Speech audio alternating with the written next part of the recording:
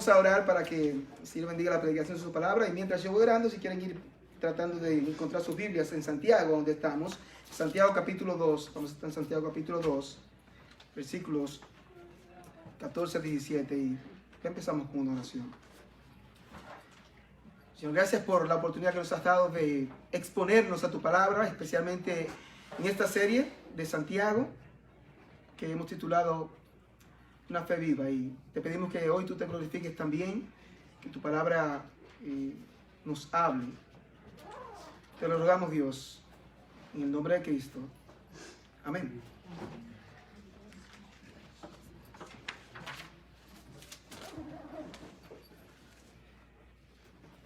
Como decía, nosotros seguimos en Santiago, ya estamos en el capítulo 2. Y hoy, el tema de hoy de nosotros es fe sin obras. Fe sin obras. Yo estaba pensando mientras estudiaba este pasaje, de que posiblemente algunos de ustedes, muchos de ustedes, estudiando esta porción, lo pueden entender en 5 minutos y no tienen ninguna dificultad con entenderlo y no ponen ninguna objeción ni ninguna pregunta. Sin embargo, como han dicho algunos teólogos, dice que este pasaje específicamente, de los versículos 14 al 26, que es la sección completa que va a tratar aquí, dice que es una especie de campo de batalla sembrado de huesos y armas de innumerables adversarios del cristianismo. Lo que estoy diciendo es que ese es un pasaje que ha causado todo tipo de dificultad a través de los siglos. Ahora, este pasaje no solamente está minado de las luchas y los huesos de adversarios, sino también de hombres del calibre y la altura y la agudeza de Martín Lutero. Un hombre de nosotros, como bien Jorge estuvo explicando la semana pasada, y Jorge estuvo dándonos un resumen de la Reforma, y Jorge nos explicó del impacto clave de Martín Lutero en la Reforma, que todavía nosotros nos estamos beneficiando. Con eso en mente, debo decir con respecto a este pasaje, de que también Lutero tuvo sus dificultades con el entendimiento de este pasaje, y aunque fue un hombre a quien le debemos mucho, también tenía, si podemos decirlo así, pies de barros y no lo entendía todo. ¿Ok? Es muy difícil hacer un estudio de esta sección de Santiago sin encontrarse con la dificultad que tenía Lutero con esta epístola. Escuchen lo que dice el Diccionario Bíblico Ilustrado de Holman. Lo voy a leer literalmente para que ustedes vean que es algo que ustedes encuentran cuando están estudiando este pasaje. Lo van a encontrar. Dice el diccionario: existe mucho debate en cuanto a la relación entre la fe y las obras en la salvación. Pablo declaró que la justificación, o sea, que Dios te declara justo para salvación, ¿ok?, se produce solo por fe y no por obras. Eso lo dijo Pablo en diferentes ocasiones. No obstante, Santiago parece afirmar que una relación más íntima hay entre estas dos, la fe y las obras. Esta aparente contradicción ha perturbado a muchos, especialmente a Lutero, quien denominó la carta de Santiago una epístola de hojarasca, y declaró que su mensaje estaba llanamente en contra de San Pablo y de todo el resto de la Escritura, al atribuirle la justificación a las obras. En otras palabras, Martín Lutero lo que entendía con Santiago, según lo que dice el diccionario acá, es que lo que Santiago estaba enseñando, especialmente en esta sección, estaba en contraposición, en contradicción de lo que Pablo enseñaba. Es lo que Lutero entendía, según lo que dice Holman aquí. Ahora, yo salgo ahora en defensa de Martín Lutero, y recordando las palabras del filósofo español Ortega y Gasset, que decía: yo soy yo y mis circunstancias. O sea, para entender a Lutero y lo que pasaba con Lutero, como él entendía esto, hay que entender las circunstancias en que se encontraba Martín Lutero. La batalla frontal de Martín Lutero en la Reforma era en contra del sistema religioso de la Iglesia Católica Romana.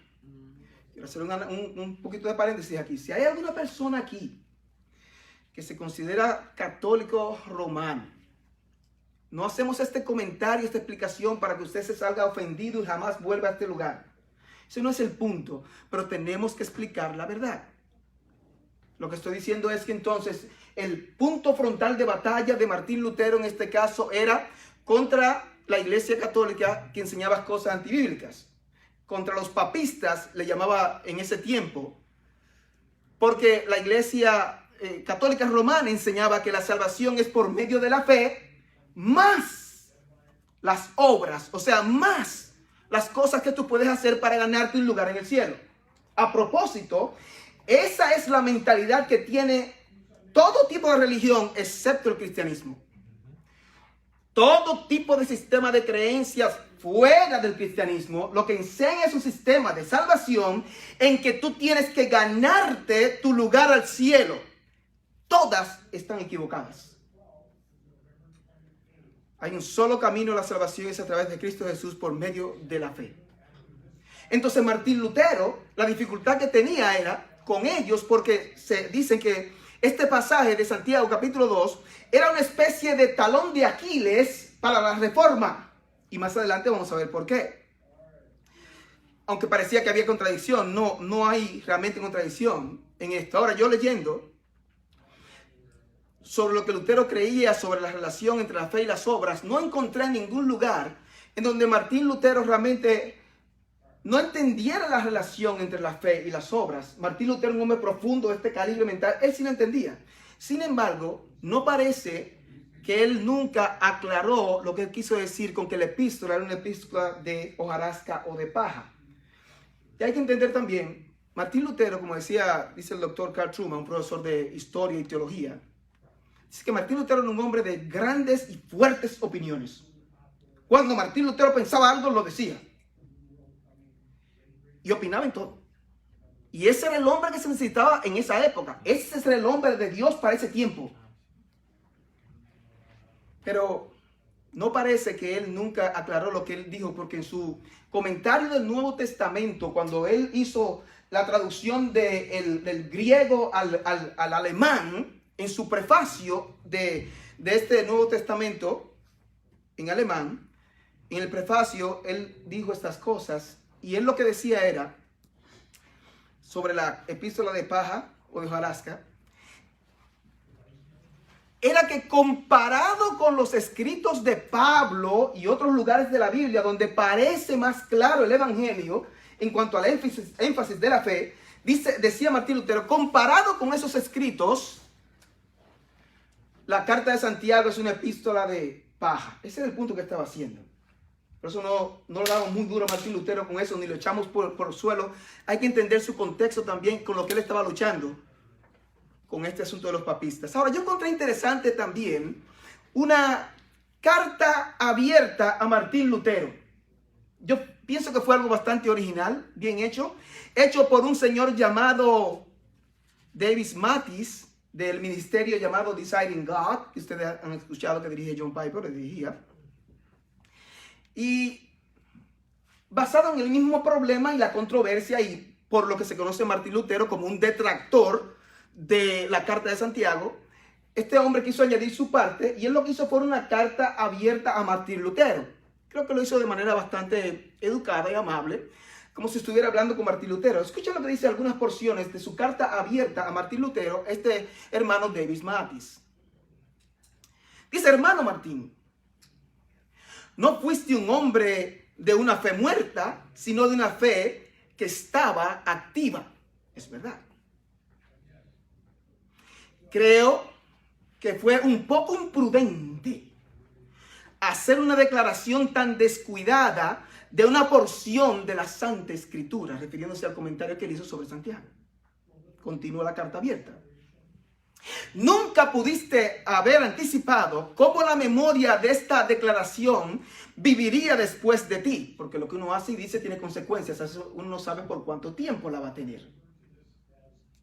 Y sospecho, continúa Mathis, que si pudieras desde el cielo clarificar las cosas para nosotros, lo harías.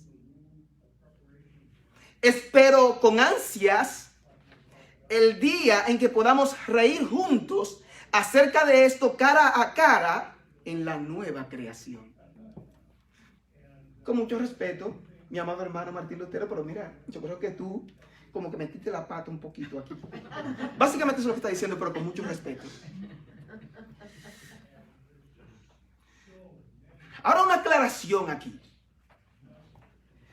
Siendo que este pasaje trata con el evangelio mismo, y como de esto depende la eternidad de las personas, su destino eterno, ¿dónde usted va a pasar la eternidad? Me es necesario aclarar unas cositas aquí. Primero, a los creyentes, a los que son salvos. No es mi intención crear dudas o inquietudes innecesarias en cuanto a su salvación en esta mañana. Porque hay gente que escucha ciertas enseñanzas, son creyentes, son inmaduros, no conocen mucho la Biblia y piensan, cuidado si yo no soy salvo, entonces se van inquietos. Ese no es el propósito en esta mañana. ¿Ok? Ese no es el propósito. Espero que el Espíritu Santo ayude a confirmar en sus corazones. En segundo lugar, a los no creyentes o a los que yo llamo a los casi cristianos que pueden estar aquí en esta mañana. Los casi cristianos son gente que ellos no son enemigos del evangelio. Su familia, la familia de ellos son evangélicos. Mi mamá es evangélica, yo me crié en un lugar cristiano. Y cuando me invitan yo siempre voy. Yo nunca me niego. Voy en Navidad, voy en Semana Santa. Es más, si yo tengo que ir mensual, yo voy mensual. Pero no se han convertido. Esas son la gente que la Biblia dice que van a sufrir mayor condenación que la gente de Sodoma y Gomorra. A esa gente yo le digo hoy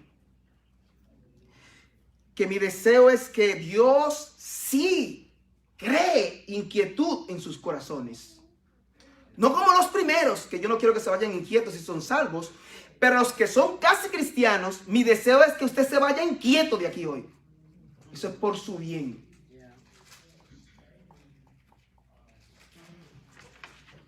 Usted no quiere ser y estar en el grupo de aquellos a los que Jesús les va a decir, como dice Mateo capítulo 7, a los que dicen, Señor, Señor, no profetizamos en tu nombre y hicimos esto y esto y esto, y vamos a la iglesia y así. Y dice Mateo 7, 23, que Jesús les va a decir, os declararé de manera solemne. Dice, nunca os conocí, apartaos de mí, hacedores de maldad. Usted no quiere estar en ese grupo. Esa es solamente mi introducción, la más larga que yo he hecho en muchos años. Pero pienso que es necesario esta introducción. Bien, vamos a leer el texto, luego vamos a dar la estructura y entonces vamos a desarrollarlo como podamos en el tiempo que nos resta aquí a nosotros. Vamos a leer el texto en Santiago capítulo 2, versículos 14 a 17 y lo vamos entonces a explicar. Versículo 14. Hermanos míos, ¿de qué aprovecha si alguno dice que tiene fe y no tiene obras? ¿Podrá esa fe salvarle? Y si un hermano o una hermana están desnudos y tienen necesidad del mantenimiento de cada día, y alguno de vosotros les dice, id en paz, calentaos y saciaos, pero no les dais las cosas que son necesarias para el cuerpo, ¿de qué aprovecha? Así también la fe, si no tiene obras, es muerta en sí misma. ¿Cómo vamos a dividir esta porción del texto? En tres partes. En primer lugar, versículo 14, vamos a ver una aseveración, que es una especie de afirmación. En segundo lugar, los versículos 15 al 16 va a ser una ilustración. Y en tercer lugar, el versículo 17 va a ser una moraleja. ¿Ok? Empecemos con el primer punto, una aseveración. Versículo 14 lo leemos de nuevo.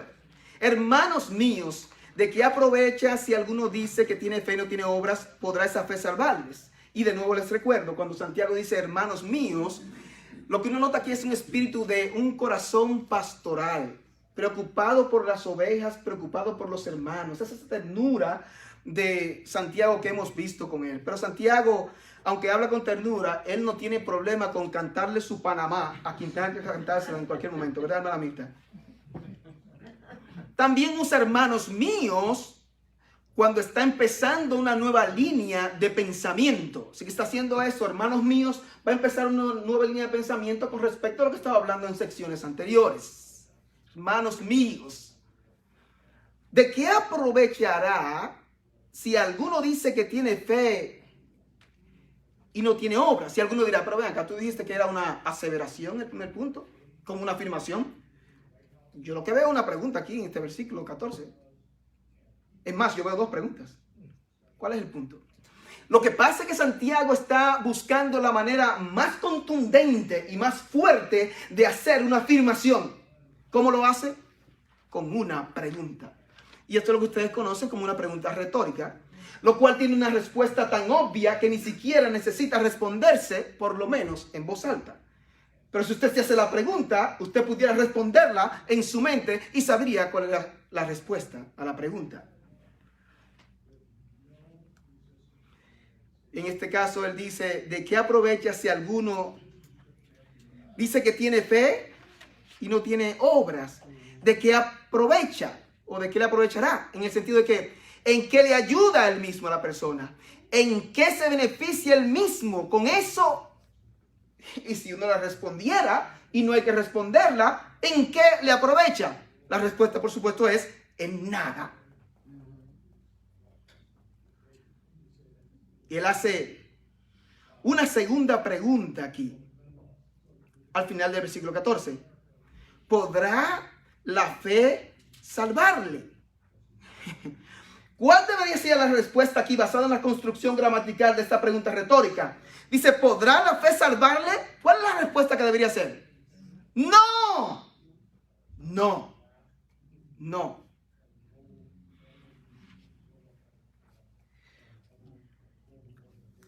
¿Está Santiago aquí introduciendo una nueva doctrina bíblica?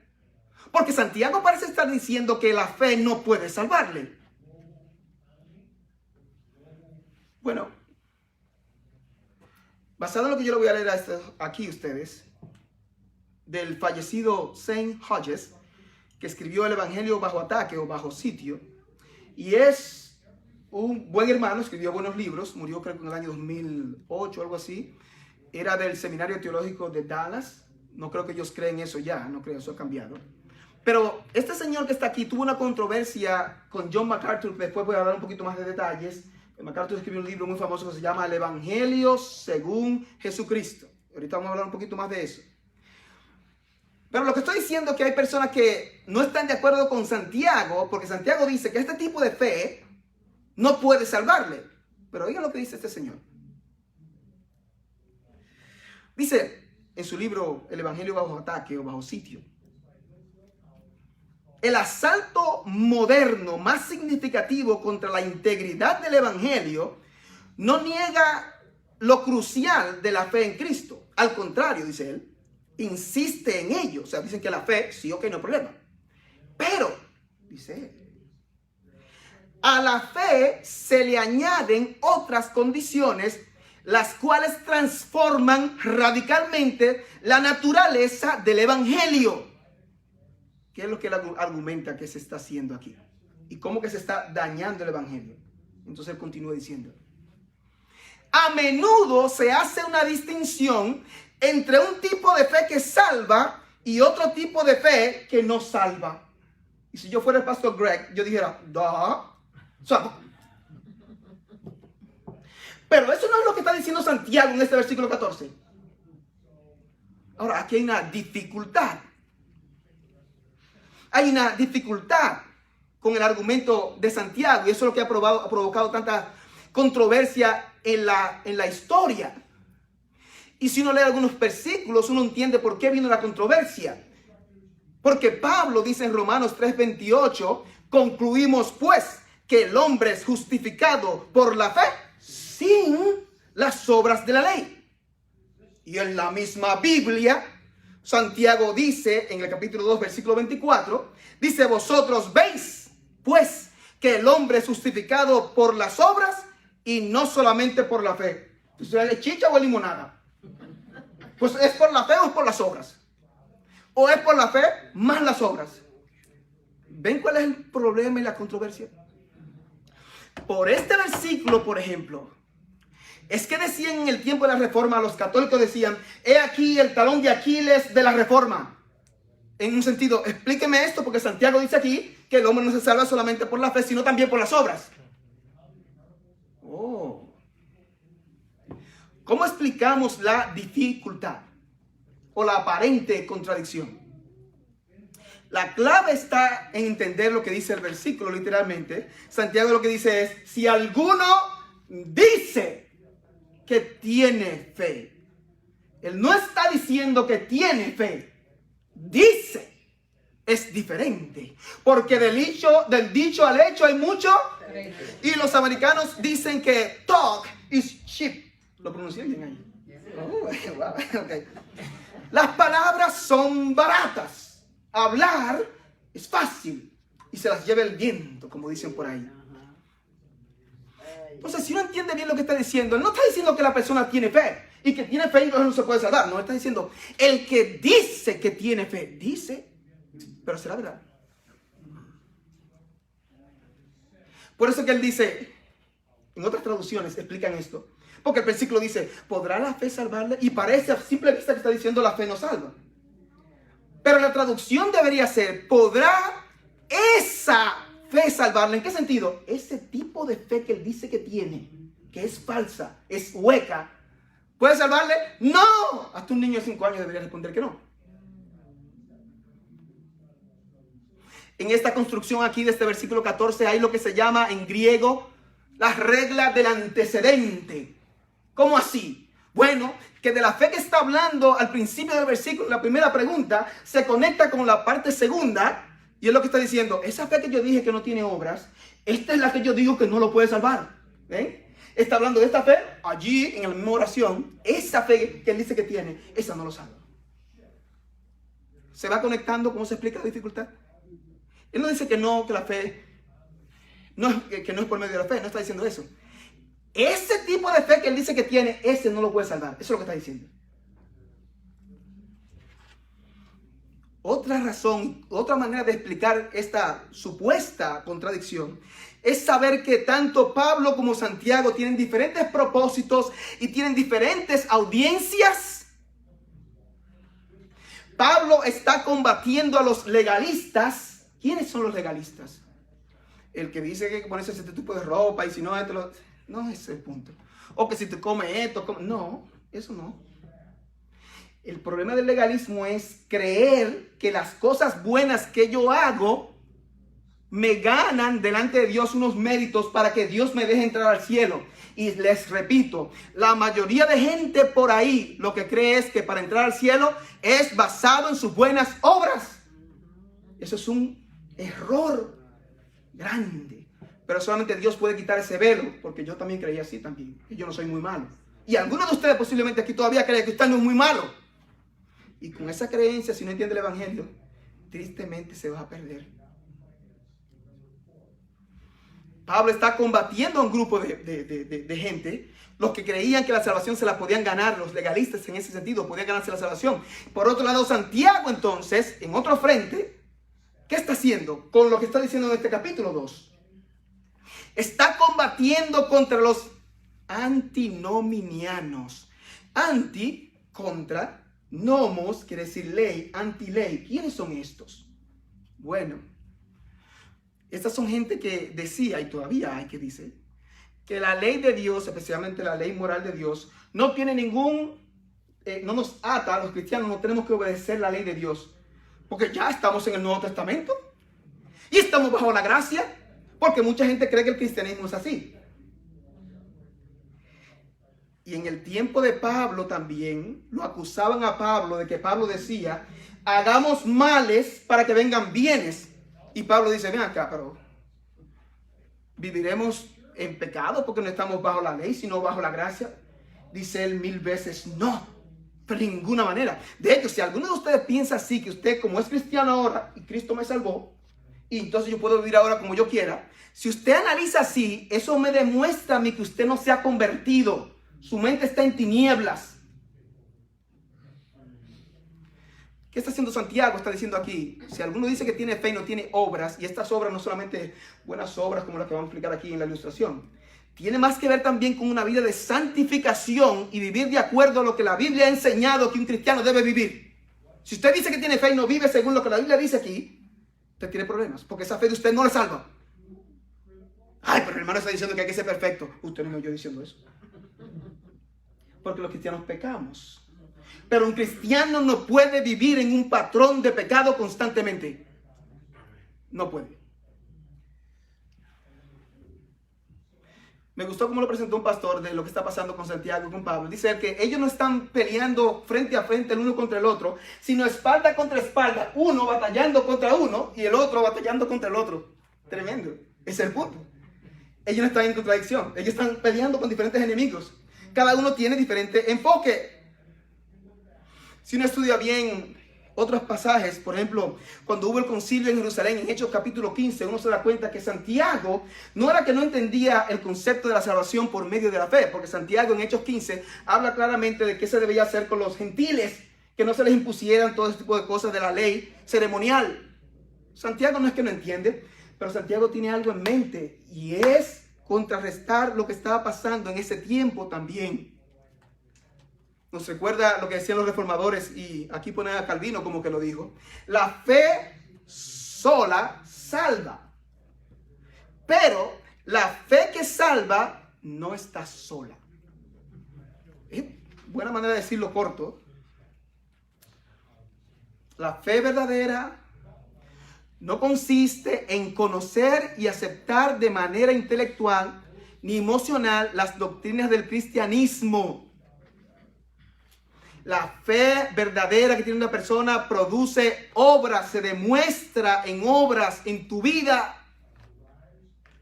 Si una persona solamente tiene la supuesta fe esta de conocimiento, él lo sabe en su mente, aún emocionalmente hasta se conmueve. Yo oigo un sermón, mira, y yo verifico tanto cuando yo voy, y yo como hasta tiempo, mira, hasta se me engrifan los pelos. Pero si tú le dices esto a Santiago, que tú tienes esa fe, que tú conoces, y tú aún te emocionas y todo es así, y no pasa de ahí, ¿tú sabes lo que Santiago te diría? ¿Tú crees que Dios es uno?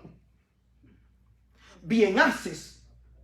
También los demonios creen y tiemblan. Él te dice, mira, si tú tienes ese tipo de fe, tú no has sobrepasado el nivel de fe de los demonios. Una posición muy peligrosa en la que está. Muy peligrosa. En segundo lugar, el segundo punto, vamos a ver una ilustración en los versículos 15 al 16. Santiago va a ilustrar lo que está tratando de decir con esto de que ese tipo de fe no salva. ¿Cómo lo va a hacer? Con una ilustración, en 2 versículos. Él dice, versículo 15. Y si un hermano o una hermana están desnudos y tienen necesidad del mantenimiento de cada día, y alguno de vosotros les dice, id en paz, calentaos y saciaos, pero no les dais las cosas que son necesarias para el cuerpo, ¿de qué aprovecha? Si uno respondiera esa pregunta, ¿cómo uno respondería? ¡De nada! Recuerden que la mayor parte de los cristianos en ese tiempo eran pobres, la mayoría.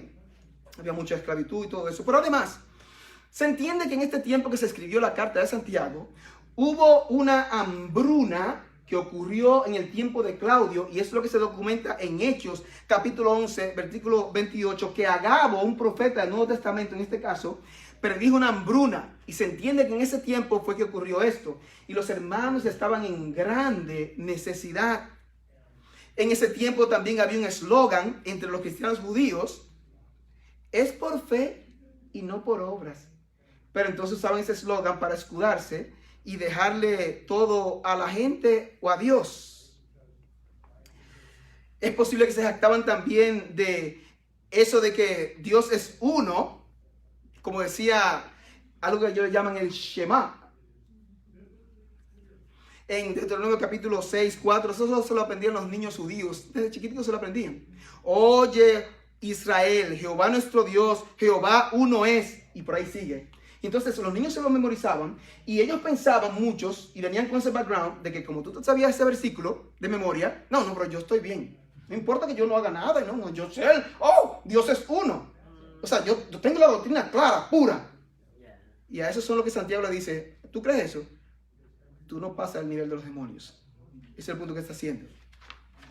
Entonces, ¿cómo se explica la ilustración de Santiago? En el versículo 15, dice, si algún hermano o hermana están desnudos, aquí no es desnudo literalmente, sino es una persona pobremente y escasamente vestida. Por ejemplo, en el invierno, estar aquí en Wisconsin sin un buen abrigo, sin un buen coat o buenas capas es un problema. Esa es la idea aquí. Una persona que está vestida con ropa que casi no se puede llamar ropa, está inadecuadamente vestida. Eso es lo que está diciendo, está pintando aquí. Y además él dice que tiene necesidad de mantenimiento de cada día. La gente no tiene, esta persona no tiene ni siquiera comida para el día a diario. Lo que está describiendo una persona en extrema pobreza, en gran necesidad. Y él le pone el escenario. Mira, si pasa esto y la persona tiene necesidad, y entonces ustedes, dice el versículo 16, y si alguno de vosotros les dice, id en paz, calentaos y saciaos, pero no les dais las cosas que son necesarias para el cuerpo, ¿de qué aprovecha? Dígame. Usted ve una persona por ahí y le falta un abrigo y no le da un abrigo, no lo ayuda a que se compre un abrigo en Walmart o lo que sea, ¿en qué lo ayudó? No, al contrario, ustedes le dicen, id en paz, calentaos y saciaos. Esto de id en paz, tú sabes que era una especie de bendición que se daba a la gente, era común entre ellos allá. Pero esto de id en paz se debía utilizar solamente cuando tú habías ya saciado o ayudado la necesidad de la persona cuando la tenía. El decirle a una persona con necesidad, en este caso, id en paz, calentados y saciados, y no ayudarlo, era como burlarse de la persona. Jesús usaba eso también cuando le decía a la gente, id, ve en paz, como cuando sanó a la mujer del flujo de sangre. Él le dijo, hija, tu fe te ha salvado, ve en paz. Jesús lo usaba eso. Doctor Carballosa, en su libro de Santiago, él dice eso, que es como si dijese, búscate a otro que te caliente y que te sacie. Claro, eso es lo que está diciendo, está burlando. Tú me estás deseando, caliéntate, sáciate, pero no me ayudas. Es una burla. Dice alguien, es como burlarse de alguien usando versículos y preceptos bíblicos. Hay que orar. Yo te digo mi necesidad, hay que orar, yo voy a orar por ti. Y tú tienes los medios para ayudarme, tú estás prácticamente dándole una bofetada a lo que Santiago está diciendo aquí. Y él está diciendo, el que dice que tiene fe y no tiene obras, ¿esa fe podrá salvarle? ¿De qué aprovecha? Cuando Jesús está hablando del juicio de las naciones, en Mateo 6:25 dice, por tanto os digo, no, este es otro versículo que voy a decirlo más adelante, porque aquí tengo otro punto para hacer, mis hijos, perdón, que le traspapelé este. En cuanto a lo que estaba pasando en este tiempo, ellos estaban mal utilizando este versículo que yo iba a leer, dice, por tanto os digo, no os afanéis por vuestra vida que habéis de comer o que habéis de beber, ni por vuestro cuerpo que habéis de vestir. ¿No es la vida más que el alimento y el cuerpo más que el vestido? ¿Qué es lo que estaban haciendo esta gente? Estaban cogiendo este versículo que Jesús dijo en el Sermón del Monte y estaban asumiendo y diciendo, confía en Dios. Dios te va a saciar. Dios, no, o sea, no te preocupes. Hay de ese tipo de gente que te dicen, no te preocupes. Pero yo tengo una necesidad, un problema, tú deberías ayudarme. Tú no deberías dejarle eso a Dios, porque Dios te ha puesto a ti para hacer sus pies, sus manos. Ellos estaban mal utilizando ese versículo. Si uno recuerda que la Biblia fue escrita al final por un solo autor, que es el Espíritu Santo, que es Dios, entonces uno va a recordar que es lo que iba a decir ahorita sobre el juicio de las naciones, donde dice Jesús en el Mateo 25. Dice, entonces el rey dirá a los de su derecha, venid benditos de mi Padre, heredad el reino preparado para vosotros desde la fundación del mundo. Porque tuve hambre y me disteis de comer, tuve sed y me disteis de beber, fui forastero y me recogisteis, estuve desnudo y me cubristeis, enfermo y me visitasteis, en la cárcel y vinisteis a mí. Es lo que se espera que haga una persona que dice que es creyente. Pero me gusta cómo lo pone Primera de Juan, el apóstol Juan, en Primera de Juan 3, 17, 18. Y hay como 9 pruebas en Primera de Juan para saber si una persona realmente ha nacido de nuevo. Si una persona es cristiana. Miren una prueba aquí, una de esas. Dice el versículo 17 de Primera de Juan 3. Pero el que tiene bienes de este mundo, usted tiene posibilidades, y ve a su hermano tener necesidad. Usted lo ve, usted lo sabe, usted está consciente. Es más, el hermano se lo dijo. No tengo comida para mañana. Dice, y cierra contra él su corazón. O sea, a usted no le importa. De hecho, usted le dice, ve, compra tu comida tú, a mí qué me importa. Esa es la actitud. Entonces cierra contra él su corazón. Miren otra pregunta de esa que hace Santiago también aquí, igualita, retórica. ¿Cómo mora el amor de Dios en él? Eso respóndase usted. No me diga a mí. ¿Usted me va a decir que esa persona es cristiana? Hijitos míos, no amemos de palabra ni de lengua, sino de hecho y en verdad. Y yo pensando en este versículo también pensé que puede ser que haya aquí alguno hoy que oyendo esta explicación y la analogía que se hizo Santiago, la ilustración, alguno aquí pudiera decir, ¡ah! Ese no soy yo. Porque yo, si yo veo a una persona en necesidad, a los pobres, siempre los he ayudado. Eso está muy bien. El problema con la gente que tiene esa actitud de que ayuda a los pobres y hace esto y que yo nunca, y yo siempre, y se ve la necesidad. El problema es que mayormente, hay una actitud de autojusticia y creen que por eso que ellos hacen, que creen que lo hacen siempre sin fallar, creen que por eso se están ganando un lugar en el cielo. Y esos están tan perdidos como el que más. Estas obras de que habla Santiago aquí no solamente tienen que ver con obras de caridad de este tipo. Estas obras tienen que ver con una vida transformada, una vida cambiada.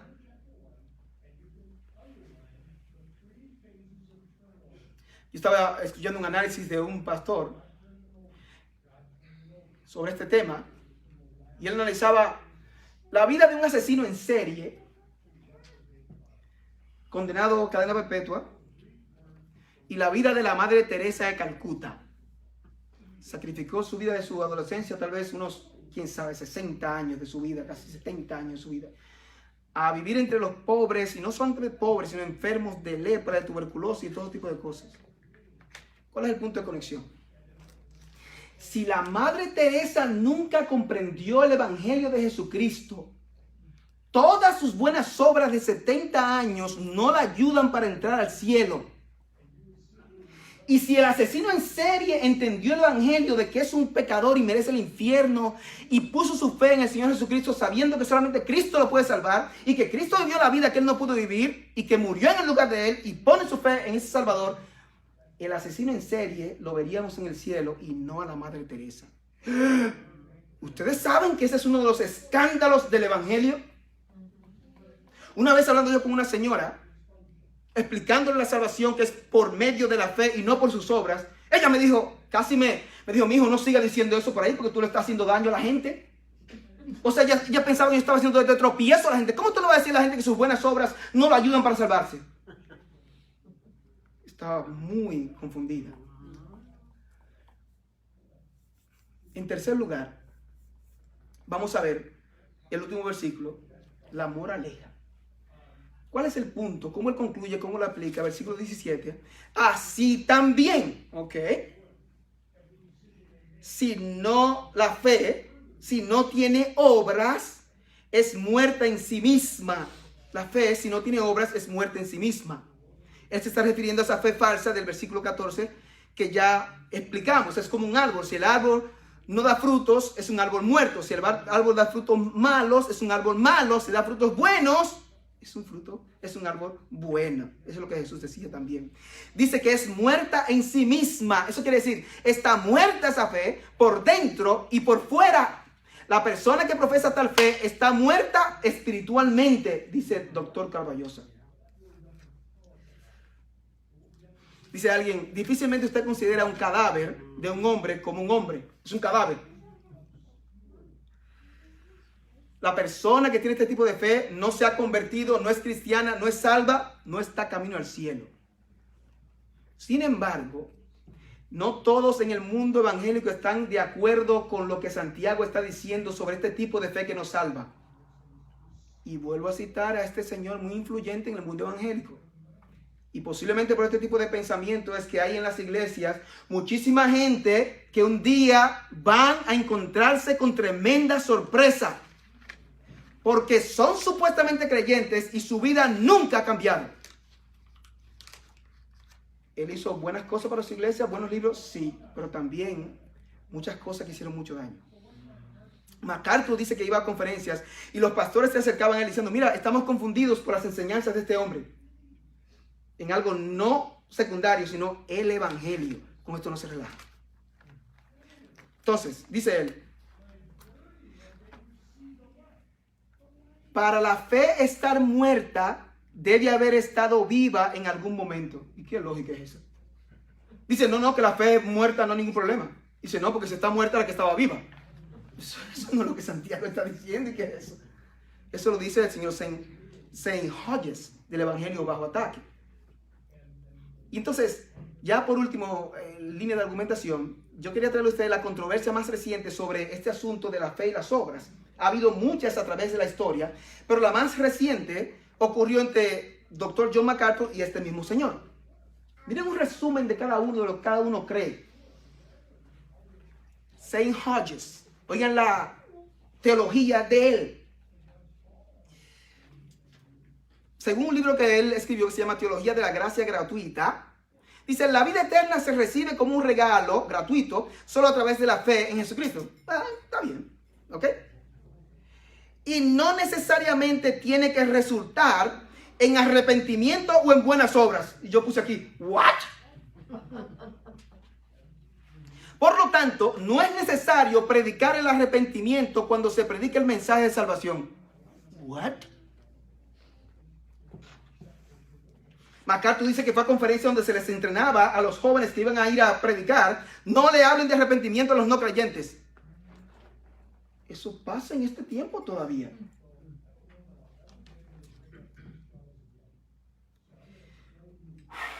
Wow.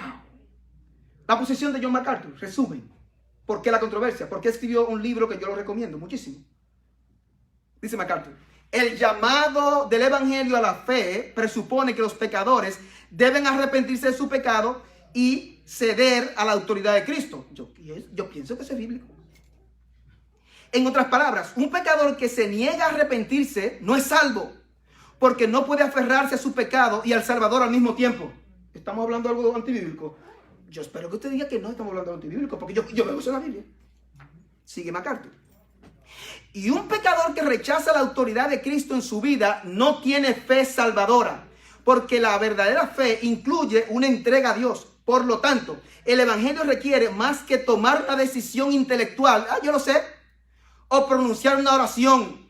El mensaje del evangelio es un llamado al discipulado. Las ovejas seguirán a su pastor en sumisa obediencia. Firmado John MacArthur. Libro El Evangelio del Señor Jesucristo.